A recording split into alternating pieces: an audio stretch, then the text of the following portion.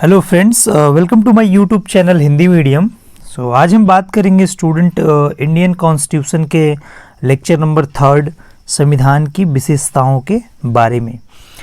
ये lecture student बहुत important होने वाला है क्योंकि हम पूरे इंडियन कॉन्स्टिट्यूशन की जितने भी विशेषताएं हैं जो आगे चल के आपका एक चैप्टर बनेगा और उसके बारे में हम लोग एक एक करके डिस्कस करेंगे। ये हमारा कॉन्स्टिट्यूशन सीरीज़ का 3rd लेक्चर है स्टूडेंट, ठीक है।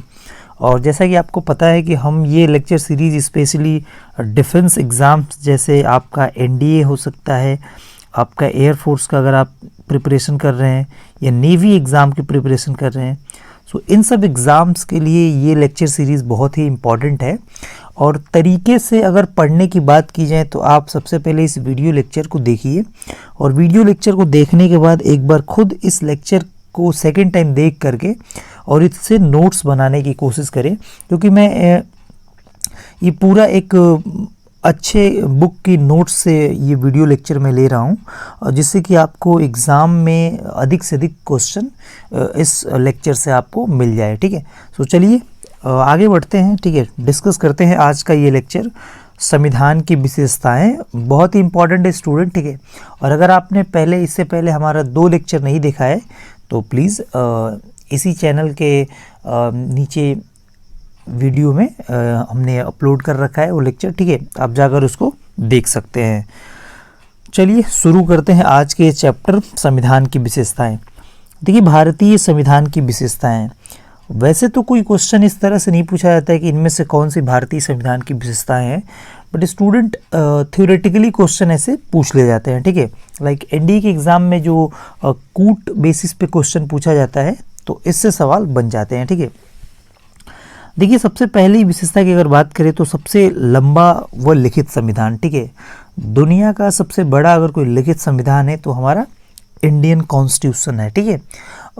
वैसे तो अमेरिका में एक शहर है अलबामा स्टेट है बेसिकली, उसका सबसे बड़ा संविधान है, इंडिया से भी बड़ा है, बट वो एक स्टेट है, ठीक है।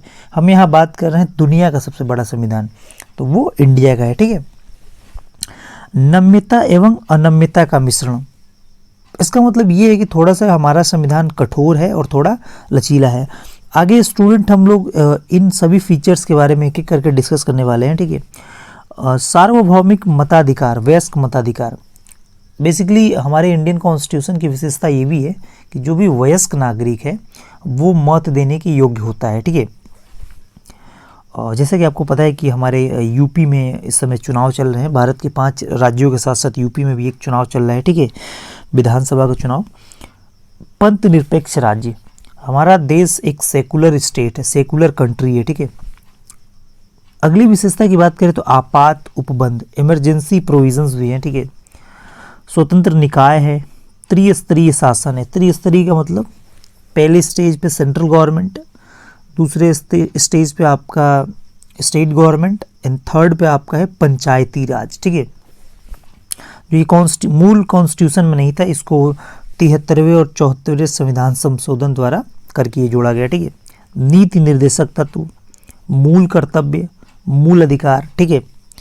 ये हमारे इम्पॉर्टेंट कॉन्स्टिट्यूशन के विशेषताएं हैं, ठीक है। संसदीय संप्रभुता एवं न्यायिक सर्वोच्चता, सबसे सर्वोच्च न्यायालय का निर्णय होता है कॉन्स्टिट्यूशन के अकॉर्डिंग, और न्यायालय ही भारत के संविधान का संरक्षण भी करता है बेसिकली, ठीक है। स्वतंत्र व निष्पक्ष न्यायपालिका, बिल्कुल जो जुडिशरी सिस्टम है वो स्वतंत्र है, उस पे ना कार्यपालिका का जोर होता है ना विधायिका का, वो एक दूसरे से स्वतंत्र है, ठीक है। संसदीय शासन प्रणाली, इंडियन की जो डेमोक्रेसी है वो ब्रिटेन की डेमोक्रेसी के सिमिलर है, ठीक है। संसदीय शासन प्रणाली हमारे यहाँ है, ठीक है। हमारे यहाँ विधायिका जो होती है, संसद जो होता है वो विधायिका के प्रति, या कार्यपालिका जो होती है वो विधायिका के प्रति उत्तरदायी होती है, ठीक है। अल्पसंख्यकों व अनुसूचित जाति अनुसूचित जनजाति के लिए विशिष्ट प्रावधान है, और इसीलिए शायद हमारा इंडियन कॉन्स्टिट्यूशन विश्व का सबसे बड़ा संविधान बनता है, ठीक है। क्योंकि हमारे यहाँ विभिन्न संस्कृति के लोग यहाँ पे रहते हैं, अनेक धर्म के लोग यहाँ पे रहते हैं, तो सारी चीज़ों को लेकर के कॉन्स्टिट्यूशन के डिज़ाइन करने में बड़ा बनता है हमारा संविधान इस तरह से, ठीक है। सो चलिए स्टूडेंट, अब एक एक करके एक एक पॉइंट्स पे बात करते हैं हम लोग। एक एक पॉइंट्स को हम लोग डिटेल में बात करेंगे, बट स्टूडेंट ये आने वाले टाइम में ये इसमें से कुछ जो हमारे विशेषताएं हैं वो आगे एक चैप्टर बनेंगे, जैसे मूल अधिकार, मूल कर्तव्य, नीति निर्देशक तत्व, त्रिस्तरीय शासन, आपात उपबंध, ठीक है ना, ये आपके संसदीय प्रणाली, ये सब आगे चल के आपके एक चैप्टर बनेंगे जिसमें हम लोग डिस्कस करेंगे डिटेल में, ठीक है। सो चलिए शुरू करते हैं। सबसे पहला पॉइंट है हमारा, पहली विशेषता है सबसे लंबा व लिखित संविधान। भारत का संविधान विश्व का सबसे लंबा लिखित संविधान है, ठीक है। देखिए, लिखित संविधान और अलिखित संविधान का मतलब ये होता है कि कोई भी कॉन्स्टिट्यूशन में जो बातें होती है वो कहीं अगर लिख दी गई है, लिखित का मतलब है कि एक तरीके से देश को संचालन किया जा रहा है, एक रूल के साथ, एक रेगुलेशन के साथ, ठीक है। जब हमारा कॉन्स्टिट्यूशन बना था, मूल संविधान 26 जनवरी 1950 को लागू हुआ था, उस टाइम 395 अनुच्छेद, 22 भाग और 8 अनुसूचियाँ थी, ठीक है। ये आप याद रखेंगे 3 पॉइंट, ठीक है। 8 अनुसूचियाँ थी, ठीक है। आज के टाइम में स्टूडेंट हमारे कॉन्स्टिट्यूशन में 12 अनुसूचियाँ हो गई है, 25 भाग हो गए हैं और 400 से अधिक लगभग अनुच्छेद हो गए हैं, ठीक है। मूल पाठ को 22 भागों में विभाजित किया गया है, जैसे कि हमारे शुरुआती दिनों में जब संविधान लागू हुआ था तो 22 पार्ट्स थे, ठीक है। इसके अतिरिक्त 4 और भाग जुड़ते हैं, ठीक है। भाग 4 क, जिसमें मूल कर्तव्य को जोड़ा जाता है, फंडामेंटल ड्यूटीज़ को 42वें संविधान संशोधन 1976 द्वारा। 14 क जोड़ा जाता है, अधिकरण, ये भी 42वें संविधान संशोधन द्वारा जोड़ा जाता है। 9 क, जिसमें नगर पालिका है, 74वें संविधान संशोधन द्वारा जोड़ा जाता है। एंड 9 ख, सहकारी समिति 97वें संविधान संशोधन द्वारा जोड़ा जाता है, ठीक है। और स्टूडेंट जो भाग 7 है, ठीक है, भाग 7 जिसमें पहली अनुसूची के भाग ख के राज्य, बेसिकली इसमें आर्टिकल 238 जो हमारा 238 अनुच्छेद था वो 7वें संविधान संशोधन द्वारा निरसित कर दिया जाता है। तो पहले थे आपके 22, 4 अन्य जोड़े गए, ये हो जाएंगे आपके 26 और एक को निरसित यानी हटा दिया गया। तो आज के टाइम में हमारे 25 पार्ट्स हैं, ठीक है। बट उसको 22 भागों में ही डिवाइड किया जाता है, क्योंकि अगर कोई भाग 4 है तो एक मूल कर्तव्य वाला 4 क भी हो जाता है, तो इस तरह से 2 काउंटिंग किया जाता है, ठीक है। आप याद रखेंगे स्टूडेंट, ठीक है। सो यहाँ से क्वेश्चन आपका बन सकता है कि हमारे मूल संविधान में कितने भाग हैं, कितने अनुच्छेद हैं, कितनी अनुसूचियाँ हैं, ठीक है, और वर्तमान टाइम में कितने हैं, ठीक है, और कौन नए नए 4 भाग जोड़े गए हैं। तो आप याद रखेंगे भाग 4 का, 14 का, और फिर आपका 9 का और 9 का, इस तरह से 4 जोड़े गए हैं और भाग 7 को निरसित कर दिया गया है, हटा दिया गया है बेसिकली कॉन्स्टिट्यूशन से, ठीक है। जैसे कि अभी हमने देखा वर्तमान में 22 भाग, 395 अनुच्छेद, ये 395 नंबर तक तो 395 है, बट इनकी संख्या देखा जाए क ख ग में जो जुड़ करके बढ़ी हैं वो 400 से अधिक हो गए हैं, ठीक है। मतलब स्टूडेंट कोई आपसे ये पूछे कि 396वां अनुच्छेद में क्या लिखा गया है, तो इसका जवाब होगा कुछ नहीं, क्योंकि 396 नंबर का अनुच्छेद कोई है ही नहीं। 395 तक ही कुछ अनुच्छेद को क ख ग में बढ़ाया गया है, इस तरह से 450 के आसपास लगभग होता है, ठीक है। 12 अनुसूचियाँ है आज का टाइम, ठीक है, और इंडियन कॉन्स्टिट्यूशन में आप इस बात को याद रखेंगे, ठीक है। इसके व्यापक व विस्तृत होने की प्रमुख वजह है भौगोलिक, ऐतिहासिक और कुछ विशेष राज्य जैसे जम्मू कश्मीर और पूर्वोत्तर राज्य। जम्मू कश्मीर स्टूडेंट 370 आर्टिकल के तहत इसको कॉन्स्टिट्यूशन से एक अलग दर्जा मिला था, जो भारत के अन्य राज्यों पर ये लागू नहीं हुआ करता था, बट आज के टाइम में इसको हटा दिया गया है और जम्मू कश्मीर को, जो एक पहले राज्य था, उसे केंद्र शासित प्रदेश में बांट दिया गया है। 2 केंद्र शासित प्रदेश, जम्मू एंड कश्मीर और दूसरा आपका लद्दाख, ठीक है। तो भारत इतना बड़ा है, ऐतिहासिक हिस्टोरिकल बैकग्राउंड इसकी बहुत ज़्यादा है, इसका विस्तृत होने का ये मुख्य वजह है स्टूडेंट, ठीक है। चलिए अगले पॉइंट पे बात करते हैं। अगला पॉइंट है हमारा विभिन्न स्रोत से लिया गया है। देखिए इंडिया का कॉन्स्टिट्यूशन हमारा बहुत व्यापक होने का एक बड़ा कारण ये भी है कि दुनिया के जितने भी बड़े बड़े देश थे जहाँ पे कॉन्स्टिट्यूशन था बेसिकली, वहाँ जिस जिस पॉइंट में हमारे संविधान सभा के सदस्यों को जो भी चीज़ अच्छा लगा वो चीज़ हमारे इंडियन कॉन्स्टिट्यूशन में लाया गया। और ये ठीक बात भी है। इसीलिए संविधान के जो आलोचक हैं, यानी जो संविधान की आलोचना करते हैं या संविधान सभा की आलोचना करते थे, उन्होंने कहा कि हमारा संविधान एक नकलची संविधान है, मतलब नकल करके बनाया हुआ संविधान है। बट स्टूडेंट अगर कोई चीज़ अच्छी हो तो उसे नकल कर लेना ही ठीक होता है। ठीक है, देखिए संविधान के ढांचे निर्माण के स्रोतों को दो भागों में बांटा जाता है। पहला है आंतरिक स्रोत, जो भारत के अंदर ही जो कानून थे अंग्रेजों के समय काल में, कुछ प्रोविज़न वहाँ से लिया गया है, तो वो आंतरिक स्रोत होते हैं। और बाह्य स्रोत यानी दुनिया के अन्य देशों से। ठीक है, अगर आंतरिक स्रोत की बात किया जाए तो भारत शासन अधिनियम 1935। स्टूडेंट आने वाले टाइम में हम भारत संविधान का जो ऐतिहासिक है स्रोत, ऐतिहासिक जो पृष्ठभूमि है उस पर हम बात करेंगे। ठीक है, जिसमें हम डिस्कस करेंगे भारत शासन अधिनियम 1935, रेगुलेटिंग एक्ट 1773 और भी बहुत सारे अधिनियम बात करेंगे। ठीक है, ये सबसे ज़्यादा इसी से अधिकृत किया गया है कॉन्स्टिट्यूशन में प्रोविज़न। ठीक है, जिसमें आपका न्यायपालिका है, राष्ट्रपति की अध्यादेश की शक्ति, जो CAG है महानियंत्रक लेखा परीक्षक की हम जो बात करते हैं, लोक सेवा आयोग जिसके थ्रू कोई यूनियन पब्लिक सर्विस कमीशन का एग्ज़ाम लिया जाता है, जिसके थ्रू बच्चे IAS IPS और SDM DSP बनते हैं। ठीक है, आपात उपबंध यानी इमरजेंसी प्रोविज़न, ये भी हमारे भारत शासन अधिनियम 1935 से ही लिया गया है बेसिकली। ठीक है, प्रशासनिक विवरण, जो हमारा एडमिनिस्ट्रेशन स्ट्रक्चर है वो इसी से लिया गया है। ठीक है, ठीक ना, तो ये इस तरह से हमारा ये इम्पॉर्टेंट पार्ट है आंतरिक स्रोत में। अगर बाह्य स्रोत की बात करें स्टूडेंट, तो अन्य देशों से क्या क्या लिया गया है एक एक करके हम बात करेंगे। सबसे पहले हम लोग देखते हैं ब्रिटेन के बारे में, जो सबसे बड़ा दुश्मन था।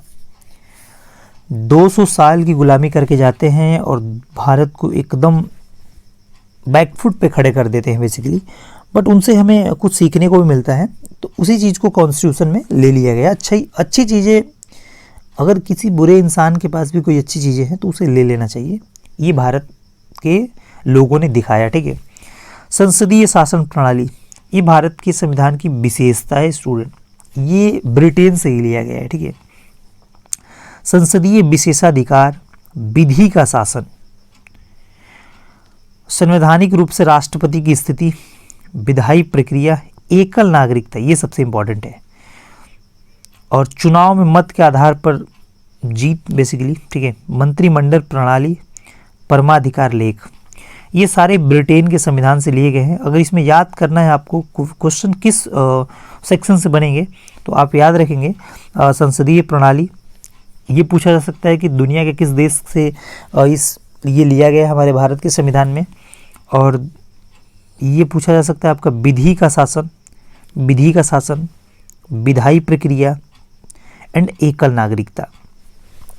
ये 4 पॉइंट याद रखेंगे और इन्हीं के इर्द गिर्द सवाल पूछ लिए जाते हैं। ठीक है, बहुत ज़्यादा भटकने की ज़रूरत नहीं है स्टूडेंट। ठीक है, नेक्स्ट देखते हैं हम लोग US से, संयुक्त राज्य अमेरिका से क्या क्या चीज़ लिया गया है।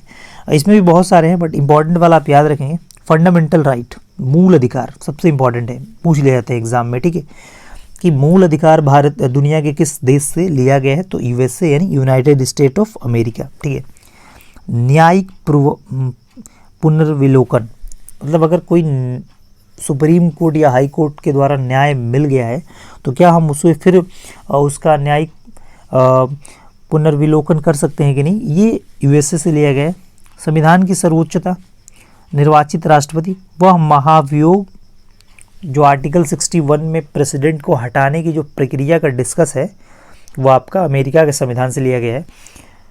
एंड आपका है उपराष्ट्रपति का पद, जो वाइस प्रेसिडेंट है उसका पद बेसिकली USA के यानी अमेरिकी संविधान के तर्ज पर लाया गया है। ठीक है, सो इस सेक्शन से आप याद रखेंगे स्टूडेंट, अगर बात करें हम फर्स्ट पॉइंट की, तो ये वाला आप याद रखेंगे कि मूल अधिकार अमेरिका के संविधान से, न्यायिक पुनर्विलोकन अमेरिका के संविधान से, राष्ट्रपति का महाभियोग और उपराष्ट्रपति का पद। ये 4 पॉइंट याद करने लायक है, ठीक है, आप इसको ध्यान रखेंगे। नेक्स्ट आता है हमारा कनाडा। कनाडा के संविधान से कौन कौन से प्रोविज़न लिए गए हैं, सो इसमें इंपॉर्टेंट वाला मैं आपको बता दे रहा हूँ, ठीक है। सबसे पहला है हमारा संघ सरकार का स्वरूप, ठीक है, कैसा होना चाहिए बेसिकली, और अवशिष्ट शक्तियाँ केंद्र के पास, और शक्ति का विभाजन बेसिकली राज्य और संघ के बीच किस तरह से कौन सी शक्ति केंद्र के पास होगी, कौन सी शक्ति राज्य के पास होगी, ये कनाडा के कॉन्स्टिट्यूशन से लाया गया है। और सबसे इम्पोर्टेंट, राज्यपाल की नियुक्ति कौन करेगा, बेसिकली हमारे यहाँ राष्ट्रपति करता है, बट ये सेक्शन उठाया गया है कनाडा के कॉन्स्टिट्यूशन से। उच्चतम न्यायालय का परामर्शी न्याय निर्णयन, ये पॉइंट आप याद रखेंगे। सो इसमें आप 2 पॉइंट याद रख सकते हैं, संघ एवं राज्य के बीच शक्तियों का विभाजन और राज्यपाल की नियुक्ति। इसी के आसपास स्टूडेंट सवाल पूछा जा सकता है, बहुत ज़्यादा बिखराव करने की ज़रूरत नहीं है। आप जब नोट्स बनाएंगे तो लिखेंगे कनाडा हेडिंग में, और कनाडा में 2 पॉइंट लिख लेंगे, संघ एवं राज्य के बीच शक्तियों का विभाजन और दूसरा आपका राज्यपाल की नियुक्ति, ठीक है। नेक्स्ट देखते हैं आयरलैंड। और आयरलैंड में सबसे इम्पॉर्टेंट वाला अगर हम बात करें तो राज्य के नीति निर्देशक तत्व, ये सबसे इम्पॉर्टेंट है, ठीक है। और जो राष्ट्रपति राज्यसभा में जो 12 सदस्यों का मनोनयन करता है वो बेसिकली साहित्य, कला, विज्ञान, समाज सेवा। जब हम लोकसभा और राज्यसभा पढ़ेंगे इसमें आपको बताएंगे। राष्ट्रपति जो होता है 12 सदस्यों का मनोनयन करता है राज्यसभा के अंदर, और लोकसभा के अंदर 2 सदस्यों का, ठीक है। सो ये 12 सदस्य इन क्षेत्रों से होते हैं, ठीक है। और राष्ट्रपति की निर्वाचन संबंधी प्रक्रिया ये भी आयरलैंड से लिया गया है। इसमें याद करने के 2 पॉइंट हैं। पहला आप याद रखेंगे कि जो आयरलैंड से लिया गया है राज्य के नीति निर्देशक तत्वों का सिद्धांत, ये एग्ज़ाम में पूछा जाता है स्टूडेंट, और प्रीवियस ईयर वाले एग्ज़ाम में भी बहुत सारे सवाल पूछे गए हैं, ठीक है। और राष्ट्रपति राज्यसभा में कितने सदस्यों को मनोनयन करता है, या मनोनयन करता है तो किस देश से लिया गया है, तो ये आपका होगा आयरलैंड, ठीक है। दक्षिण अफ्रीका के अगर संविधान की बात करें तो संविधान में संशोधन की प्रक्रिया जो आर्टिकल 368 है हमारा इंडियन कॉन्स्टिट्यूशन में, कि किसी भी प्रोविज़न को, बेसिक स्ट्रक्चर को अगर छोड़ करके देखा जाए तो सारे प्रोविज़न में आर्टिकल 368 के तहत संसद यानी पार्लियामेंट अमेंडमेंट कर सकती है, यानी संशोधन कर सकती है, ठीक है। राज्यसभा सदस्यों के निर्वाचन की प्रक्रिया, ये भी एग्ज़ाम में पूछ लिया जा सकता है, बट ये इतना इम्पोर्टेंट नहीं है, ठीक है। सो आप संविधान संशोधन याद रखेंगे, दक्षिण अफ्रीका के संविधान से लिया गया, ठीक है। फ्रांस की अगर हम बात करें तो इसमें है आपका स्वतंत्रता, समानता और बंधुत्व का सिद्धांत, ये आपके फ्रांस के संविधान से लिया गया है, ठीक है। सो ये वाला पॉइंट आप याद रखेंगे। नेक्स्ट है आपका ऑस्ट्रेलिया। ऑस्ट्रेलिया से आपका समवर्ती सूची का प्रावधान और संसद के दोनों सदनों की संयुक्त बैठक, ये सबसे इंपॉर्टेंट है। राष्ट्रपति बुलाता है संसद के दोनों सदनों का संयुक्त बैठक। जब संसद के दोनों सदनों के बीच मतभेद होता है, या कोई कानून या कोई बिल जब पार्लियामेंट में लाया जाता है, कोई प्रॉब्लम आती है, तो राष्ट्रपति दोनों सदनों को संयुक्त बैठक करा सकता है, ठीक है। ये ऑस्ट्रेलिया से लिया गया है, याद रखेंगे स्टूडेंट, ठीक है। नेक्स्ट है हमारा जर्मनी, वाइमर संविधान, ठीक है। आपातकाल के दौरान मूल अधिकारों का निलंबन, आर्टिकल 19 एंड 21, 2 आर्टिकल रहता है जो इमरजेंसी के टाइम बना रहता है, ठीक है। बाकी सब निलंबित हो जाते हैं स्वतः ही। ये लाया गया है आपका जर्मनी के संविधान से। जापान में विधि द्वारा स्थापित प्रक्रिया, सिंपल है, याद रख लेंगे आप, ठीक है। पूर्व सोवियत संघ USSR, जो आज इसका एक बड़ा भाग है रसिया, ठीक है, यानी रूस,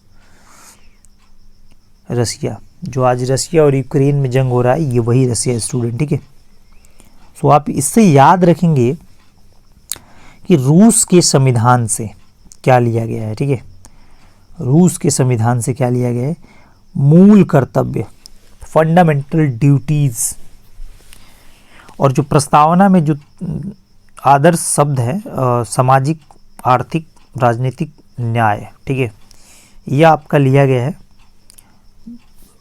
रूस से स्टूडेंट, याद रखेंगे आप। सो मूल कर्तव्य कहाँ से लिया गया है, रूस से लिया गया है, और प्रस्तावना में सामाजिक, आर्थिक, जो राजनीतिक न्याय है वो कहाँ से लिया गया है, ये भी पूर्व सोवियत संघ यानी रूस से लिया गया है, ठीक है।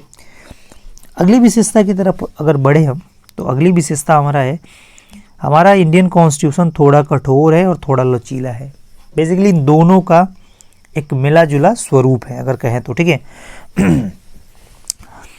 भारत का संविधान न तो लचीला है ब्रिटेन की संविधान की तरह, और न ही कठोर है अमेरिकन संविधान की तरह, बल्कि दोनों का समन्वित रूप है, मतलब एक मिक्स्ड रूप है, ठीक है। न बहुत ज़्यादा कठोर है न बहुत ज़्यादा लचीला है। अमेरिका का कॉन्स्टिट्यूशन बहुत कठोर है, उसमें किसी भी प्रोविज़न को संशोधन करने में बहुत आसान नहीं होता है। बट ब्रिटेन की अगर आप बात करें तो भारत के सेंस में या अमेरिकन के सापेक्ष ब्रिटेन का कॉन्स्टिट्यूशन में अमेंडमेंट करना थोड़ा सा आसान होता है, ठीक है। अनुच्छेद 368 के तहत दो प्रकार से संविधान संशोधन के प्रावधान किए गए हैं, ठीक है। ध्यान दीजिएगा 368 के तहत, ठीक है। पहला है विशेष बहुमत। इसका मतलब होता है कुल सदस्यों के उपस्थित वो मतदान में भाग लेने वाले सदस्यों का 2/3 बहुमत।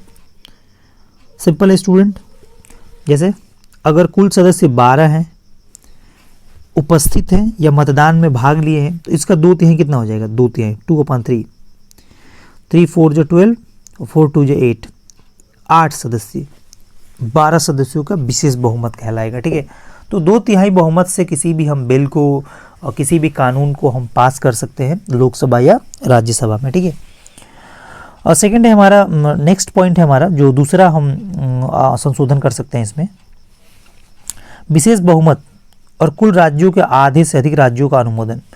अगर आप किसी राज्य के क्षेत्रफल को बढ़ाना चाहते हैं या कोई ऐसा कानून जिसमें राज्य की भी हस्तक्षेप जरूरी है, तो विशेष बहुमत तो जरूरी है ही, उसके साथ साथ कुल राज्यों के आधे से अधिक राज्यों द्वारा अनुमोदन भी होना चाहिए। बेसिकली मतलब आप कोई ऐसा बिल या कानून ला रहे हैं जिसमें ये सबसे जटिल प्रोसीजर है, ठीक है, ध्यान रखेंगे, ठीक ना। इसके अलावा कुछ संविधान में प्रावधान आम विधायी प्रक्रिया की तरह होती है, जिसमें संसद के सामान्य बहुमत के माध्यम से संशोधित कर लिया जाता है, जो आर्टिकल 368 के तहत नहीं आता है। सीधी बात ये है, हमारा कॉन्स्टिट्यूशन न बहुत ज़्यादा कठोर है न बहुत ज़्यादा लचीला है। ये हमारा अनुच्छेद 368 एक्सप्लेन करता है इस चीज़ को। आगे स्टूडेंट हम बात करेंगे भारत के संविधान के संशोधन प्रणाली में, ठीक है, कैसे संशोधन होता है, ठीक है, उसका एक अलग से चैप्टर लेंगे। सो अगले पॉइंट की तरफ बढ़ते हैं हम लोग। एकल नागरिकता।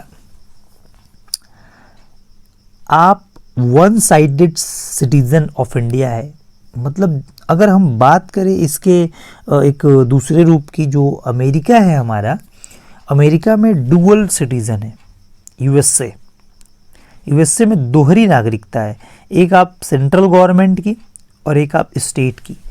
मतलब अगर कोई अमेरिकन नागरिक है तो उसके पास दो नागरिकता होती है, उसको एक अमेरिका की नागरिकता है, और वो अगर जिस स्टेट का है, सपोज वो वाशिंगटन का है, न्यूयॉर्क का है, तो उसके पास एक स्टेट की भी नागरिकता होती है। बट हमारे यहाँ नहीं है, आप सिर्फ इंडियन हैं।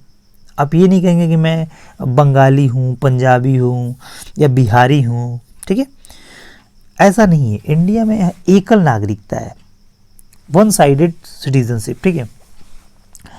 भारतीय संविधान भारत के प्रत्येक नागरिक को एकल नागरिकता प्रदान करता है। अब सिर्फ इंडिया के नागरिक हैं, किसी स्टेट के, किसी डिस्ट्रिक्ट के नहीं। और ये बंधुता का सबसे बड़ा सिंबल है, प्रतीक है, जो हमने पिछले लेक्चर में प्रस्तावना में पढ़ा था कि उसमें की पॉइंट से बंधुता, भाईचारा का विकास, इसमें एकल नागरिकता का सबसे बड़ा रोल होता है। नागरिकता अनुच्छेद भाग 2 में दिया है, और अनुच्छेद 5 से लेकर 11 तक के जो अनुच्छेद है संविधान के भाग 2 में नागरिकता का जिक्र किया गया है, ठीक है, अनुच्छेद 5 से लेकर 11 तक, याद रखेंगे स्टूडेंट। हालांकि हम आगे नागरिकता का चैप्टर लेंगे, ठीक है, अपने 5वें या 6ठे वीडियो लेक्चर में, सो उसमें हम डिस्कस पूरा डिटेल में बात करेंगे। भारतीय शासन अधिनियम 1955 द्वारा कुछ तरीके बताए गए हैं जिस तरह से भारत की नागरिकता प्राप्त की जा सकती है। हम डिटेल में आगे बात करेंगे स्टूडेंट, बट हमारा ये विशेषता चल रहा है, ठीक है, सो हम सभी विशेषताओं को छोटे छोटे फॉर्म में लेंगे, ठीक है। 5 तरीके हैं: जन्म द्वारा, वंशक्रम द्वारा, रजिस्ट्रेशन द्वारा, देशीकरण द्वारा, भूभाग के सम्मिलित द्वारा। अगर आप जन्मे हैं इंडिया में तो आप नागरिक होंगे, अगर आपके पूर्वज थे यहाँ पे जन्मे थे तो आप नागरिक हैं, अगर आप इनमें से दोनों में से किसी में नहीं है तो रजिस्ट्रेशन करा लो, या देशीकरण द्वारा किसी दूसरे देश की नागरिकता त्याग करके इस देश का ग्रहण करना, या भूभाग के सम्मिलन द्वारा, अगर कोई भूखंड भारत में शामिल हो रहा है तो आपको इस बेसिस पे नागरिकता मिल जाएगी, ठीक है। नेक्स्ट, ये सबसे इंपॉर्टेंट है, सार्वभौमिक वयस्क मताधिकार। अगर आपकी उम्र 18 वर्ष नहीं हुई है तो आप एक भारत के वयस्क नागरिक नहीं माने जाएंगे अकॉर्डिंग टू इंडियन कॉन्स्टिट्यूशन। भले आप कितने भी समझदार, पढ़े लिखे या चालाक क्यों ना हो, बट आप एक वयस्क नागरिक नहीं माने जाएंगे और आपको मतदान देने का अधिकार भी नहीं होगा, ठीक है। प्रत्येक नागरिक जिसने 18 वर्ष की आयु प्राप्त कर ली है उसे धर्म, जाति, लिंग, साक्षरता अथवा संपदा के आधार पर मतदान करने से नहीं रोका जाएगा। अगर कोई बहुत पढ़ा लिखा व्यक्ति है उसकी वोट की कीमत और एक अनपढ़ व्यक्ति है उसकी वोट की कीमत, दोनों की वोट की कीमत इक्वल होगी स्टूडेंट। दुनिया में 2 ही चीज़ तो है, एक वोट यानी आप एक आपका वोट का राइट और एक टाइम जो भेदभाव नहीं करता है, जो सबके लिए इक्वल है बेसिकली, ठीक है ना। देखिए 1889 में 61वां संविधान संशोधन किया जाता है और बहुत पहले 21 साल मतदान देने की आयु थी, अब उसको घटा करके 18 साल कर दिया गया, ठीक है। ये नोट पॉइंट है, आप याद रखेंगे। 1889 में 61वां संविधान संशोधन किया जाता है और 21 वर्ष से 18 वर्ष कर दिया जाता है, ठीक है। अब हम यही कल्पना कर सकते हैं कि आने वाले टाइम में अगर बच्चों के अंदर मैच्योरिटी का लेवल और ज़्यादा है तो गवर्नमेंट 18 से 16 भी कर सकता है, इसमें कोई बड़ी बात नहीं है। बट ये 18 साल वाला जो फार्मूला है ये बहुत दिनों तक चलेगा, ठीक है। इतनी भी आप सब चालाक नहीं हो गए हैं कि 16 साल पे आपके अंदर मैच्योरिटी आ जाए कि आपको गवर्नमेंट चुनने का ऑप्शन दे दिया जाए, ठीक है। सो आपको वेट करना पड़ेगा 18 साल तक। जब आप कंप्लीट नहीं करेंगे तब तक आप वोटर लिस्ट में आपका नाम ऐड नहीं किया जाएगा, ठीक है। स्वतंत्र व निष्पक्ष न्यायपालिका। देखिए इंडिया में 3 टाइप के न्यायपालिका है, 3 स्टेज बनाए गए हैं, ठीक है। सबसे पहला होता है हमारा डीसी, डिस्ट्रिक्ट कोर्ट, जिला अधीनस्थ न्यायालय। दूसरा होता है एचसी, हाई कोर्ट, उच्च न्यायालय। ये हर स्टेट में होते हैं, ये हर डिस्ट्रिक्ट में होते हैं, ये हर स्टेट में होते हैं, या कभी कभी 2 स्टेट को मिल करके एक भी हाई कोर्ट होता है, ठीक है। जैसे पंजाब और हरियाणा का चंडीगढ़ में है, ठीक है। ये आपका सुप्रीम कोर्ट है जो दिल्ली में है, सर्वोच्च न्यायालय, ठीक है। भारतीय संविधान का एक स्वतंत्र, एकीकृत और निष्पक्ष न्यायपालिका का प्रावधान करता है। भारत में न्यायिक व्यवस्था के क्रम है, ये मैं बता दे रहा हूँ आप लोगों को। अगर आप किसी केस में, किसी प्रॉब्लम में, या कोई आपके साथ न्याय नहीं कर रहा है तो आप सबसे पहले अपनी पेशी करेंगे, अपनी बात रखेंगे डिस्ट्रिक्ट कोर्ट में, जिला न्यायालय या जिला अधीनस्थ न्यायालय में। अगर वहाँ आपकी बात नहीं सुनी जाती है या वहाँ आपको हार का सामना करना पड़ता है तो आप वहाँ से अपनी इस केस को, इस जो भी आपकी प्रॉब्लम है इसको आप हाई कोर्ट में लेकर जा सकते हैं, यानी उच्च न्यायालय में। और हमारा यूपी का हाई कोर्ट आपका लखनऊ में है, ठीक है, सॉरी इलाहाबाद में है, ठीक है। अगर यहाँ भी आपको सुनवाई नहीं होती है तो आप जाएंगे भारत के सबसे बड़े न्यायालय सुप्रीम कोर्ट में या सर्वोच्च न्यायालय में, ठीक है। और यहाँ आप अपनी बातों को रखेंगे और अपनी प्रॉब्लम को सॉल्व कराएंगे, ठीक है स्टूडेंट। सो ये प्रोसीजर होता है हमारे न्यायपालिका का। सर्वोच्च न्यायालय नागरिकों के मूल अधिकार, फंडामेंटल ड्यूटीज़ रक्षा करने के साथ साथ संविधान का भी संरक्षण करता है। यानी एक भारतीय नागरिक के जो फंडामेंटल राइट होते हैं उसका तो संरक्षण सुप्रीम कोर्ट करता ही करता है, उसके साथ साथ कॉन्स्टिट्यूशन की भी संरक्षण करता है। ये आप ध्यान रखेंगे, ये इंपॉर्टेंट लाइन है, सवाल यहाँ से पूछ लिए जाते हैं। चलिए, संसदीय संप्रभुता, न्यायिक सर्वोच्चता में समन्वय। भारतीय संसद प्रणाली ब्रिटिश संसद प्रणाली से अलग है, लिया वहीं से गया है बट सिमिलर नहीं है, ठीक है। सर्वोच्च न्यायालय एक और न्यायिक समीक्षा की शक्तियों के माध्यम से असंवैधानिक कानून को अवैध घोषित कर सकता है, वहीं दूसरी ओर संसद अपनी संवैधानिक शक्ति के माध्यम से संविधान के भागों में परिवर्तन कर सकती है, ठीक है। सॉरी, अब आइए देखते हैं कि भारत के संविधान के संसदीय प्रणाली से ब्रिटिश संविधान संसदीय प्रणाली डिफरेंट क्यों है। सो सिंपल सा लॉजिक है स्टूडेंट कि अगर कोई हमारी पार्लियामेंट यानी संसद, अगर हमारी संसद, ठीक है, अगर हमारी संसद कोई कानून बनाती है और वो संविधान के खिलाफ होता है, संविधान के विरुद्ध होता है, तो हमारी न्यायपालिका सर्वोच्च न्यायालय उसको गलत साबित कर सकता है। ये अथॉरिटी होती है हमारी इस संसदीय प्रणाली में, ये रूल है, ठीक है। वो अलग बात है कि फिर संविधान के किसी भाग में संशोधन करके वो चीज़ हम संसद ला सकता है। बट ब्रिटेन में क्या होता है कि अगर वहाँ का सर्वोच्च न्यायालय कोई कानून को गलत साबित कर दिया तो वहाँ की संसद के पास ये अथॉरिटी है कि वो एक नया कानून उसके विरुद्ध या उसके जैसा बना सकते हैं, ठीक है। इंडिया में ऐसा नहीं है, ठीक है। संसदीय शासन प्रणाली ब्रिटेन की तरह ही है, ठीक है, शासन संचालित होता है। भारतीय संविधान ब्रिटेन संसदीय प्रणाली की तरह ही है, जो विधायिका व कार्यपालिका के मध्य समन्वय और सहयोग पर आधारित होती है, ठीक है। संसदीय लोकतंत्र के अंतर्गत संसद की भूमिका अहम होती है, ठीक है। इसमें राष्ट्रपति, राज्यपाल जहां कार्यपालिका के नाम मात्र के प्रधान होते हैं, वही मुख्यमंत्री व प्रधानमंत्री व मंत्रिपरिषद वास्तविक प्रधान होते हैं। आपने सुना होगा कि अमेरिका में या रूस में राष्ट्रपति सबसे बड़ा संवैधानिक पद भी होता है और पावरफुल भी होता है, बट इंडिया में ऐसा नहीं है। इंडिया में राज्यपाल व राष्ट्रपति सिर्फ नाम मात्र के बड़े पद हैं। जो वास्तविक शक्तियाँ होती है वो देश के अंदर प्रधानमंत्री की और राज्य के अंदर मुख्यमंत्री की होती है। इसीलिए मुख्यमंत्री और प्रधानमंत्री के इलेक्शन में बहुत ज़्यादा पैसे खर्च किए जाते हैं और बहुत ज़्यादा भाग दौड़ होती है, और इसीलिए इसमें जनता सीधे भाग लेता है। आपने राष्ट्रपति और राज्यपाल का चुनाव नहीं सुना होगा, इसीलिए क्योंकि ये बड़ा पद नहीं है, उतना मैटर नहीं करता है, ठीक है।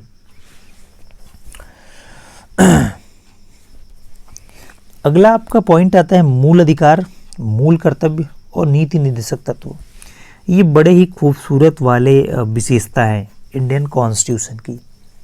बेसिकली आप गहना कह सकते हैं जिस तरह से एक, ठीक है ना।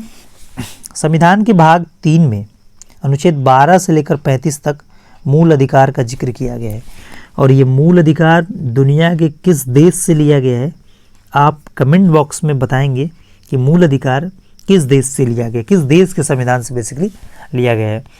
देखिए, जब ये मूल संविधान में लाया गया था तो इनकी संख्या थी 7, बट आज के टाइम में स्टूडेंट 6 है, ठीक है। संपत्ति का अधिकार एक 7वां अधिकार रहता है, उसको हटा करके कानूनी अधिकार बना दिया गया है। सो आज के टाइम में 6 है। आगे हम डिस्कस करेंगे स्टूडेंट, जब हम फंडामेंटल राइट चैप्टर लेंगे उसमें हम डिस्कस करेंगे, ठीक है। नीति निर्देशक तत्व संविधान के भाग 4 में है, अनुच्छेद 36 से लेकर 51 तक के डिस्कस इसमें भी किया जाता है, ठीक है। 36 से 51 तक नीति निर्देशक तत्वों के बारे में किया जाता है, ठीक है, भाग 4 के अंदर। अब ये दुनिया के किस संविधान से लिया गया है इसका भी जवाब आप कमेंट बॉक्स में दीजिए, ठीक है। मूल कर्तव्य मूल संविधान में नहीं था, क्योंकि ये 42वें संविधान संशोधन 1976 द्वारा, और किस समिति की अनुशंसा पर, स्वर्ण सिंह समिति, सरदार स्वर्ण सिंह समिति 1975 में देश में इमरजेंसी लागू था। इंदिरा गांधी उस समय प्राइम मिनिस्टर थी और उस समय ये सरदार स्वर्ण सिंह समिति की अनुशंसा पर मूल कर्तव्य जोड़ा गया 42वें संविधान संशोधन 1976 द्वारा भाग 4 क में, ठीक है, जो आर्टिकल आपका 51 क में जोड़ा गया, ठीक है। सो ये हम डिस्कस करेंगे आगे। और ये भी बताइए कि मूल कर्तव्य भारत में किस संविधान से लिया गया है, ठीक है, दुनिया के किस संविधान से, ठीक है। सो ये स्लाइड आपके लिए बहुत इंपॉर्टेंट है, इससे बहुत सारे सवाल बनते हैं, बट इसके चैप्टर हम डिस्कस करेंगे तो डिटेल में हम बात करेंगे, घबराने की ज़रूरत नहीं है। त्रिस्तरीय शासन, देखिए सबसे पहले होता है सेंट्रल गवर्नमेंट, ठीक है, सीजी। देन उसके बाद होता है स्टेट गवर्नमेंट। 73वां और 74वां संविधान संशोधन किया जाता है और एक तीसरा जोड़ा जाता है पंचायत और नगर पालिकाएं। ये ग्रामीण सेक्टर को संचालित करने के लिए, कंट्रोल करने के लिए, लीड करने के लिए जोड़ा जाता है, ठीक है, जिससे कि शासन संचालन में सुगमता व पारदर्शिता के लिए 73वें संविधान और 74वें संविधान संशोधन द्वारा स्थानीय स्वशासन का उपबंध किया गया है। ये भी एक चैप्टर रहेगा स्टूडेंट हमारा आगे वाले लेक्चर में, हम आगे वाले वीडियोज़ में बात करेंगे, ठीक है। इस प्रकार केंद्र, राज्य व स्थानीय स्तर पर त्रिस्तरीय शासन की व्यवस्था का उपबंध किया गया है, जो दुनिया के अन्य संविधान में स्पेशली नहीं है। और ये जो आप स्थानीय स्तर पर देख रहे हैं ना, ये गांधी की विचारधारा के अंदर था, गांधी विचारधारा के अंदर था, ठीक है। आपात उपबंध, इमरजेंसी प्रोविजन, अगर देश के सामने कभी आपात आ जाए उसका डिस्कस भाग 18 में किया गया है, ठीक है, कि मतलब कभी ऐसा ना हो कि देश की संप्रभुता, एकता और अखंडता को नुकसान पहुंचे। अगर कोई भी ऐसी सिचुएशन आती है तो आर्टिकल आपके भाग 18 में आर्टिकल 352 राष्ट्रीय आपात का जिक्र करता है, 356 राष्ट्रपति शासन का जिक्र करता है और 360 वित्तीय आपात का जिक्र करता है। ये भारत में कई दफ़ा लग चुका है। राष्ट्रपति शासन हर राज्य में कई बार लग चुके हैं। वित्तीय आपातकाल एक भी बार नहीं लगा है और उम्मीद करते हैं कि आने वाले फ्यूचर में वित्तीय आपातकाल एक भी बार ना लगे इंडिया में, ठीक है। सो स्टूडेंट, इसमें सवाल ये भी हमारा एक चैप्टर होगा, अलग से चैप्टर होगा, ठीक है। ये आप बस याद रखेंगे, राष्ट्रीय आपातकाल जो पूरे देश में लगता है, देश के किसी हिस्से में भी लग सकता है। राष्ट्रपति शासन स्पेशली स्टेट के लिए होता है कि अगर स्टेट गवर्नमेंट कॉन्स्टिट्यूशन के अनुकूल काम नहीं कर रही है तो राज्यपाल के कहने पर, राज्यपाल के आदेश पर, बेसिकली राज्यपाल के शिकायत पर राष्ट्रपति उस राज्य में प्रधानमंत्री की सलाह से राष्ट्रपति शासन लगा सकता है। बेसिकली उसमें मुख्यमंत्री का पावर ख़त्म हो जाता है और राष्ट्रपति उस पर शासन करते हैं। वित्तीय आपातकाल अभी नहीं लगा हुआ है। वित्तीय आपातकाल का मतलब ये है कि ऐसा कभी इंडियन गवर्नमेंट को महसूस होने लगे कि पैसे रुपए की कमी हो गई है और संसाधन भी नहीं है, सो हमारे देश में वित्तीय आपातकाल जैसा सिचुएशन आ सकता है, बट ऐसा नहीं आएगा, उम्मीद करते हैं, ठीक है। पंथ निरपेक्ष राज्य, सेकुलर स्टेट या सेकुलर कंट्री, 42वें संविधान संशोधन 1976 द्वारा। इस लाइन को देख करके आपको कुछ याद जरूर आ रहा होगा, अगर आपने इससे पहले वाली वीडियोस को ठीक से देखा होगा तो। नहीं देखा होगा तो उसका कोई बात ही नहीं है फिर, ठीक है, देख लीजिएगा जा करके। भारतीय संविधान की प्रस्तावना में पंथ निरपेक्ष शब्द जोड़ा जाता है। मूल संविधान में नहीं था, 42वें संविधान संशोधन किया जाता है 1976 में, और 42वें संविधान संशोधन को स्टूडेंट मिनी कॉन्स्टिट्यूशन कहा जाता है, लघु संविधान, ठीक है। इसमें दो और शब्द जोड़े जाते हैं, अखंडता और समाजवादी, ठीक है। टोटल 3 शब्द होते हैं। सो भारत के संविधान की मुख्य विशेषता ये भी है कि भारत एक पंथ निरपेक्ष राज्य है। मतलब ये कि भारत का कोई अपना धर्म नहीं है, भारत में जितने भी धर्म हैं सब एक समान हैं और सभी धर्मों से बड़ा हमारा कॉन्स्टिट्यूशन है। देश संविधान से चलेगा, बट सभी धर्म का आदर सम्मान भी किया जाएगा हमारे इंडिया में, ठीक है। सो हमारा एक देश सेकुलर कंट्री है, पाकिस्तान एक सेकुलर कंट्री नहीं है, बट हमारा देश एक सेकुलर कंट्री है। और कोई भी देश अगर सेकुलर होता है तो उसकी जो विकास गति होती है वो बहुत तेज होता है। और एक सेकुलर कंट्री का जो फ्यूचर होता है वो धर्म में नहीं होता है बल्कि विकास में होता है, ठीक है। पंथ निरपेक्षता से तात्पर्य सरकार द्वारा ऐसी कोई नीति न अपनाए जाने से है जो किसी व्यक्ति के धार्मिक आधार पर भेदभावकारी हो। मतलब जो गवर्नमेंट, जो प्रेजेंट गवर्नमेंट है या उससे पहले या जो आने वाली है, वो कोई भी ऐसी कदम ना उठाए जिससे कि एक व्यक्ति के धर्म के आधार पर भेदभाव महसूस हो, ठीक है। सो ये हमारे इंडिया के कॉन्स्टिट्यूशन की अंतिम विशेषता थी, ठीक है। सो स्टूडेंट, बहुत बहुत धन्यवाद आप सभी का हमारे इस वीडियो लेक्चर को देखने के लिए। ये लेक्चर सीरीज़ मैं एक बार और आपको बता दे रहा हूँ, एनडीए, एयरफोर्स, नेवी, ठीक है, और भी ढेर सारे एग्ज़ाम लाइक एसएससी का एग्ज़ाम हो गया आपका, रेलवे का एग्ज़ाम हो गया, जिसमें आपका इंडियन पॉलिटी पूछा जाता है स्टूडेंट, वो सभी एग्ज़ाम के लिए लेक्चर सीरीज़ बहुत इंपॉर्टेंट है। सो स्टूडेंट, हमारे इस चैनल को लाइक करें, शेयर करें वीडियोस को और सब्सक्राइब करें, ठीक है, और अपने फ्रेंड सर्कल में इसको शेयर करें, ठीक है। और हर रोज़ मैं अपने इस यूट्यूब चैनल पे शाम को 7 बजे वीडियो को अपलोड कर दूंगा, ठीक है। आप वहां जा कर के वीडियो को देख सकते हैं और अपनी फ्रेंड सर्कल में ज़रूर इसको शेयर करें ताकि बहुत अधिक से अधिक बच्चों के अंदर ये वीडियो जाए, जिससे कि इस वीडियो का लाभ ले सकें। तो मिलते हैं अगले वीडियो में, तब तक के लिए नमस्कार।